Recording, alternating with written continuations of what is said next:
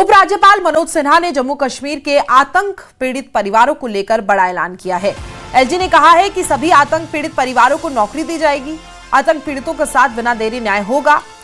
सभी आतंकी घटनाओं की जांच की जाएगी और बचे हुए सभी आतंकी भी जल्द से जल्द मारे जाएंगे। एलजी मनोज सिन्हा ने यह बयान दिया, चाहे आतंकी के बॉर्डर के इस पार हो या फिर वो आतंकी उस पार हो, जल्द ही उनका खात्मा कर दिया जाएगा। ढूंढ ढूंढ के एक आतंकी को मार गिराया जाएगा। उपराज्यपाल ने आज जम्मू में 82 लोगों को सरकारी नौकरी का नियुक्ति पत्र दिया है, जिसमें 41 नियुक्ति पत्र आतंक पीड़ित परिवार के सदस्यों को दिए गए हैं। वहीं 41 दिव्यांगत कर्मचारी, उनके परिजनों को भी नियुक्ति पत्र सौंपे गए हैं।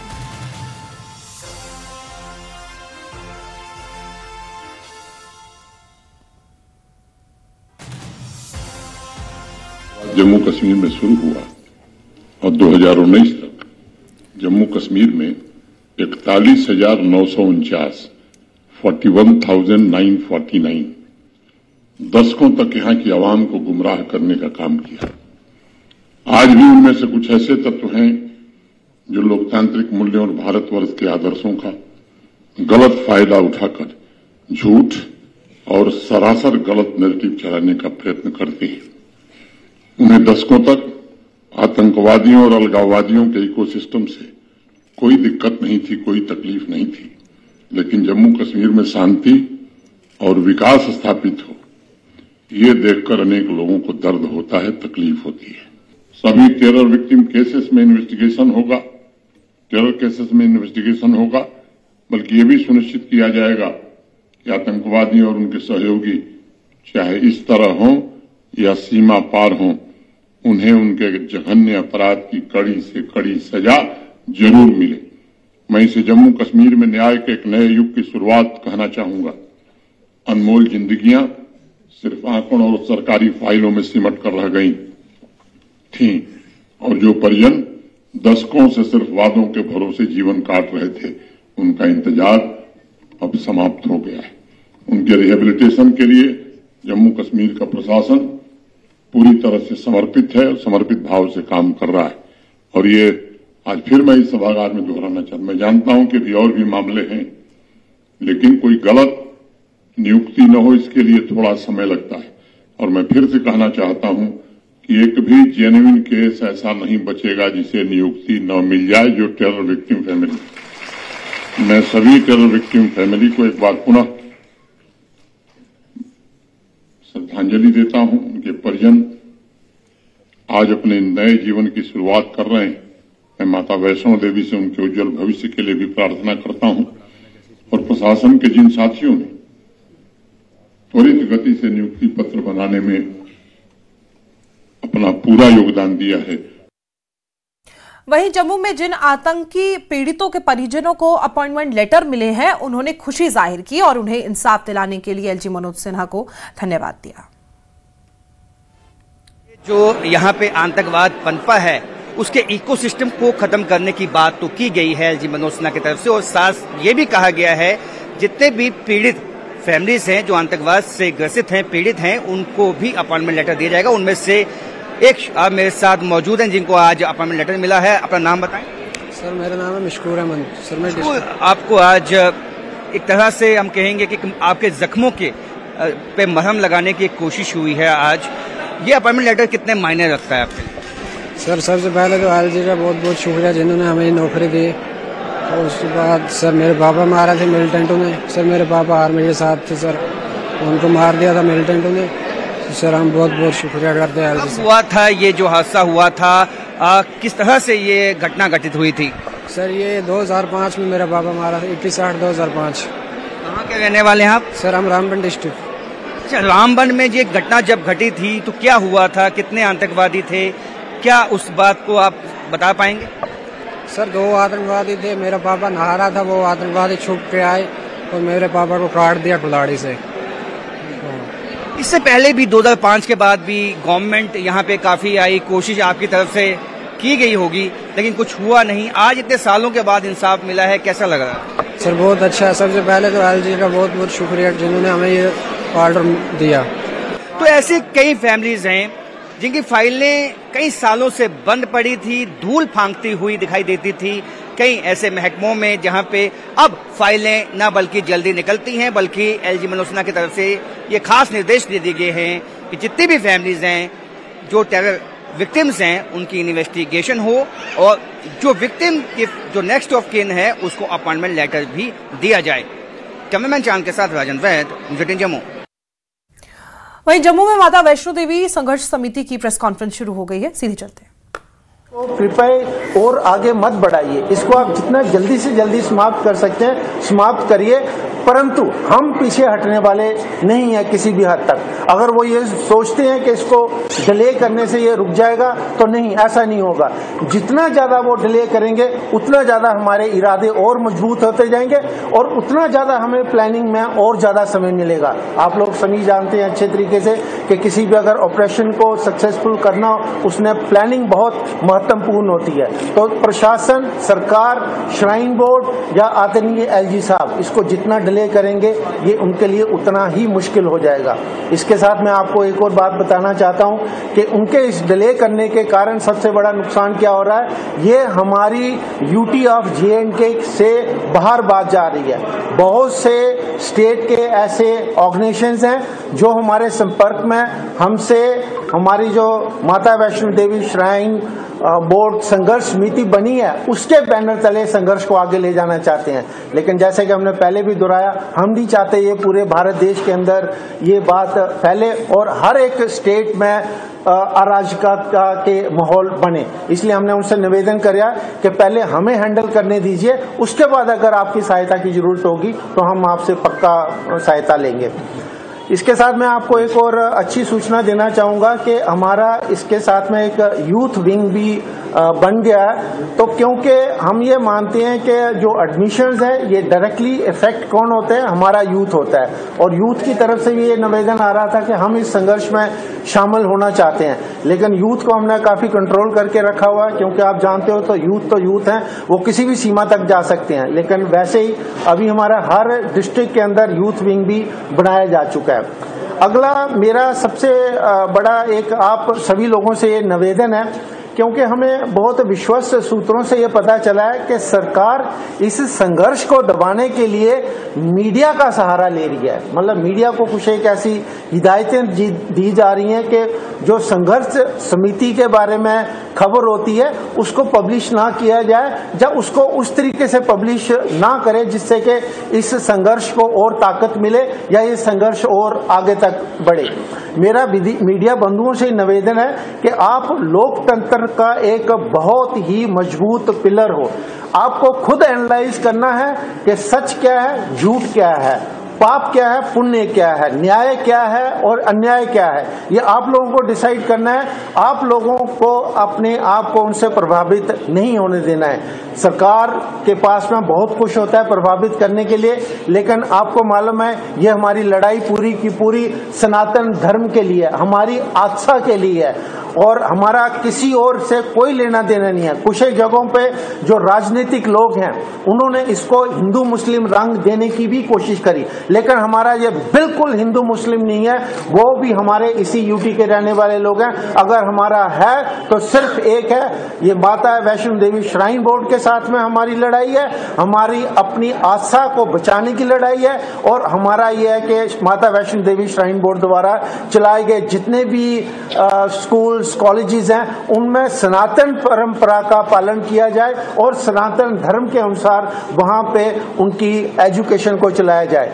मैं एक बार फिर से दोहराना चाहूंगा कि आप लोगों को मालूम है हमारे वेद पुराण कितने पुराने हैं, हमारे गुरुकुल जो शिक्षा पद्धति थी कितनी वो टाइम टेस्टेड है। अगर उसी को फिर से अपनाया जाए तो कितनी अच्छी बात होगी। यहाँ तक सवाल मेडिकल कॉलेज का है तो आप लोग सारे जम्मू कश्मीर के रहने वाले हो, आप सभी को मालूम है अच्छे तरीके से कि अभी हमारे हर डिस्ट्रिक्ट के अंदर एक एक मेडिकल कॉलेज तकरीबन हो चुका है। हमारे अगर जम्मू के अंदर ही बात करो तो एक अपना बख्शीनगर में मेडिकल कॉलेज है, अपना सुपर स्पेशलिटी है, एम्स है और यहाँ पर जो बत्रा जिसको शॉर्ट में बोला जाता है वो वाला कॉलेजेस है। तो ऐसी जगह पर ऐसा काम ही क्यों करना चाहती है सरकार जो हमेशा के लिए एक नसूर बन के रह जाए, जो हमेशा के लिए दो समुदायों के लिए एक प्रॉब्लम बने, जो हमेशा के लिए कुछ ना कुछ दंगा फसाद की गुंजाइश थे। तो मैं आप सभी से निवेदन करूंगा कि आप इस लड़ाई में हमारे साथ हो। हमारा एक बहुत ही इम्पोर्टेंट पहलू हो,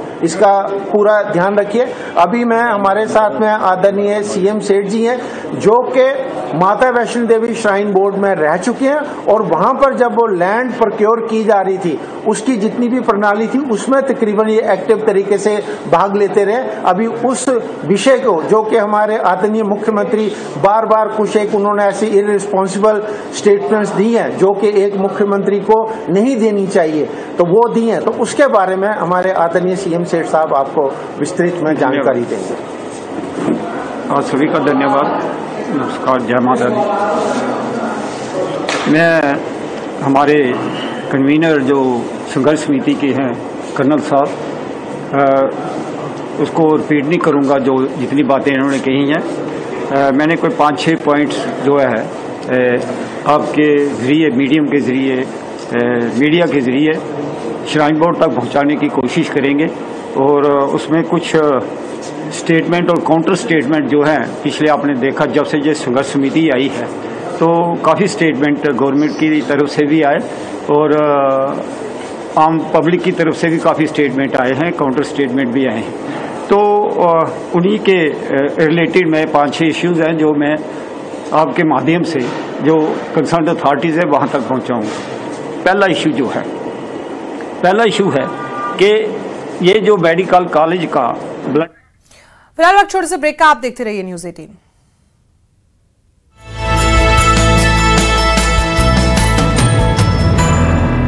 महर्षि चरक सुश्रुत व धन्वंतरी ने च्यवनप्राश बनाने की जो विधि बताई, उसी विधि से हमने च्यवनप्राश बनाया, और यही च्यवनप्राश खा करके च्यवन ऋषि ने बुढ़ापे में यौवन पाया था। तो च्यवनप्राश के नाम पर अब ऐसा वैसा च्यवनप्राश नहीं खाना, केसर युक्त पतंजलि स्पेशल च्यवनप्राश ही खाना, अपने और अपने परिवार की इम्यूनिटी बढ़ाना। गोल्डी मसाले के 100 ग्राम के स्पेशल पैक्स में फ्रेशनेस लॉक है। ऐसे गोल्डी मसाले जहाँ जाए रिश्ते बनाए।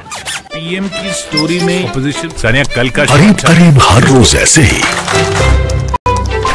और बेहतर, फिर से बार बार और बेहतर कर सकते हैं। उस ट्रेन एक्यूरेट होने की जिद, दोबारा करते हैं इसको। 100 में से 100 लाने की कोशिश हर एक जगह, और ये सब सिर्फ इसलिए ताकि जब न्यूज़ 18 इंडिया करे आपकी बात, तो वो बात हो 100 बात की एक बात।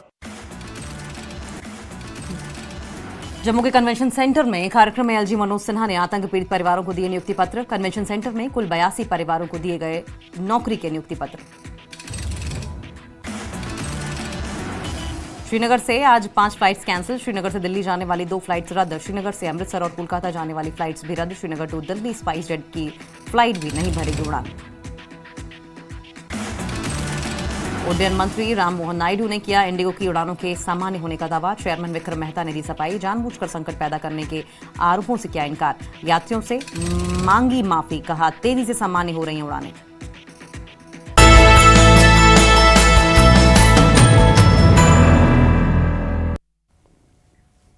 नेता प्रतिपक्ष सुनील शर्मा ने किश्तवाड़ के पेटर में गांधारी इलाके का दौरा किया। यहां उन्होंने लोगों से मुलाकात की और स्थानीय मुद्दों की समीक्षा की। इस दौरान उन्होंने लोगों को आश्वासन दिया कि आवश्यक सेवा और बुनियादी सुविधाओं को प्राथमिकता दी जाएगी। विधायक ने गांधारी को एक पर्यटन स्थल के रूप में बढ़ावा देने की योजनाओं की घोषणा की है। अंधेरा था पाउडर गिंदारी, अभी थोड़ा लेट पहुंचेगा तो पाउडर गिंदारी बनेगा। 6 महीना हम बर्फ में रहता है।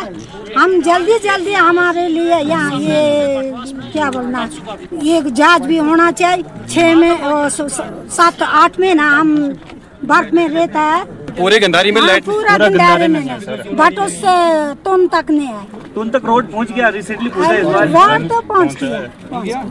हमें भी, हम तो यही चाहते हैं कि लाइट भी पहुंच जाए अब जल्द से जल्द, क्योंकि लाइट की भी बहुत ज़रूरत होती है और रोड भी जहाँ तक कि हो सके जल्द से जल्द पहुंचना चाहिए। और यहाँ पे उतना अच्छा फैसिलिटी नहीं है, जिसके आप देख सकते हैं रोड तो बार बार ख़राब होते जा रहे हैं। तो हम यही चाहते हैं कि अच्छे से रोड बने और जल्द से जल्द लाइट वगैरह सब सिस्टम हो।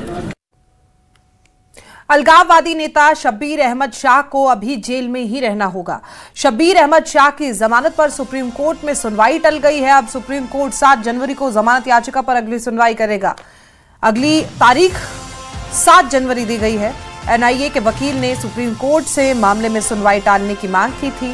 जमानत याचिका पर सुनवाई टलने के बाद शब्बीर अहमद शाह के वकील कॉलिन गोंसाल्वेस ने आपत्ति जताई। उन्होंने कहा कि हमें वास्तव में जमानत की बहुत जरूरत है, कृपया अगले हफ्ते सुनवाई करें। एनआईए के वकील की मांग पर सुप्रीम कोर्ट ने मामले को 7 जनवरी तक के लिए टाल दिया है, लेकिन कहा है कि आगे की सुनवाई नहीं टाली जाएगी।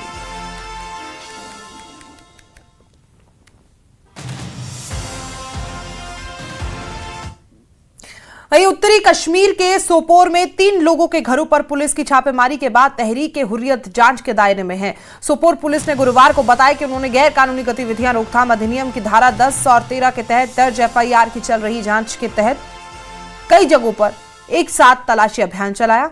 ये ऑपरेशन प्रतिबंधित संगठन तहरीक हुर्रियत से जुड़े लोगों पर केंद्रित था। पुलिस ने बताया कि जफर इस्लाम उर्फ यादुल्ला पीर, लतीफ अहमद कालू और मोहम्मद अशरफ मलिक के घरों और परिसरों में तलाशी ली गई है। यह ऑपरेशन एक एग्जीक्यूटिव मजिस्ट्रेट की मौजूदगी में किया गया। जांच अधिकारियों ने बताया कि मौके पर संबंधित सामग्री और इलेक्ट्रॉनिक उपकरणों की जांच की गई और चल रही जांच के तहत आगे की कानूनी कार्रवाई की जा रही है। वहीं नशा तस्करों के खिलाफ पुलिस का एक्शन जारी है। इस बीच कुलगाम में पुलिस ने 2 ट्रक पेडलर को गिरफ्तार किया। इनके पास से पुलिस ने 115 ग्राम चरस भी बरामद किया। आरोपियों की पहचान जावेद और मुश्ताक भट्ट के तौर पर हुई है, जो फुर्रा के रहने वाले हैं। पुलिस का कहना है कि दोनों को खुफिया इनपुट मिलने के बाद मीर बाजार से गिरफ्तार किया गया था। वहीं रामबन के मुख्य शिक्षा अधिकारी ने सरकारी प्राथमिक विद्यालय के लसेरी में तैनात टीचर ग्रेड 2 बलवंत सिंह को निलंबित कर दिया। यह कार्रवाई सोशल मीडिया पर एक विशेष समुदाय के खिलाफ आपत्तिजनक सामग्री पोस्ट करने के आरोपों के बाद की गई है।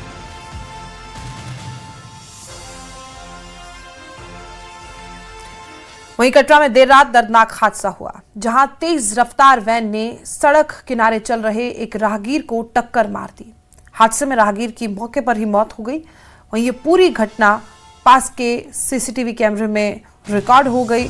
आपको बता दें कि मृतक की पहचान कटरा के वार्ड नंबर 3 निवासी मनोहर लाल के रूप में हुई है। वहीं पुलिस ने पूरा मामला दर्ज कर तफ्तीश शुरू कर दी है।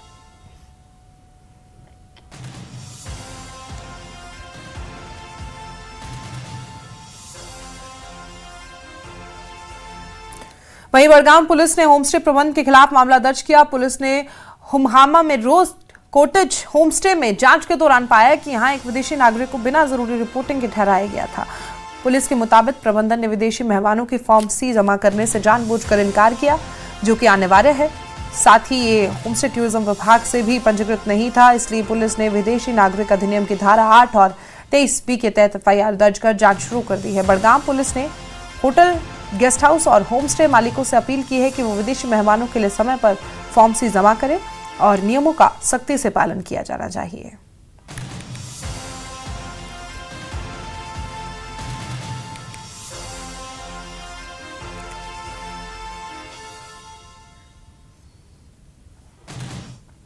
वहीं श्रीनगर एयरपोर्ट से आज इंडिगो की 4 फ्लाइट्स कैंसिल कर दी गई, जबकि स्पाइस जेट की भी आज एक फ्लाइट कैंसिल कर दी गई।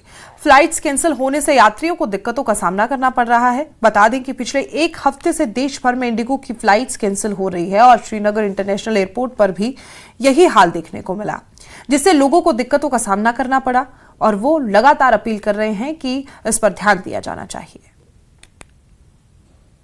हम श्रीनगर इंटरनेशनल एयरपोर्ट पर मौजूद है। यहाँ पर आज भी इंडिगो की कई परवाजें जो है वो कैंसिल हुई है, मुअत्तल हुई है। यहाँ पर आप देखिए एयरपोर्ट का हाल, आज भी यहाँ पर जो इंडिगो की परवाजें हैं वो कैंसिल होने से मुसाफिरों को मुश्किलात का सामना करना पड़ा, क्योंकि आपको मालूम है गुज़श्ता 1 हफ्ते से मुल्क के मुख्तलिफ एयरपोर्ट्स पर इंडिगो की जो परवाजें हैं वो कैंसिल हो रही है, जिसकी वजह से लोगों को काफ़ी मुश्किलात का सामना करना पड़ रहा है और मुख्तलिफ एयरपोर्ट्स पर पैसेंजर स्ट्रैंडेड है, दरमांदा हो चुके हैं और यही हाल श्रीनगर इंटरनेशनल एयरपोर्ट पर भी है। और आज भी यहाँ पर इंडिगो की श्रीनगर इंटरनेशनल एयरपोर्ट से इंडिगो की 4 परवाजें कैंसिल हुई है, जबकि स्पाइस जेट की भी आज 1 परवाज यहाँ पर कैंसिल हुई है। यहाँ पर क्योंकि जिस तरह से सीईओ है इंडिगो के, उन्होंने यकीन दिलाया है इसको स्टेबलाइज करने की कोशिश की जा रही है, लेकिन इसके बावजूद आज श्रीनगर इंटरनेशनल एयरपोर्ट पर फिर से इंडिगो की जो परवाजें हैं वो कैंसिल हुई है। आप समझ सकते हो कि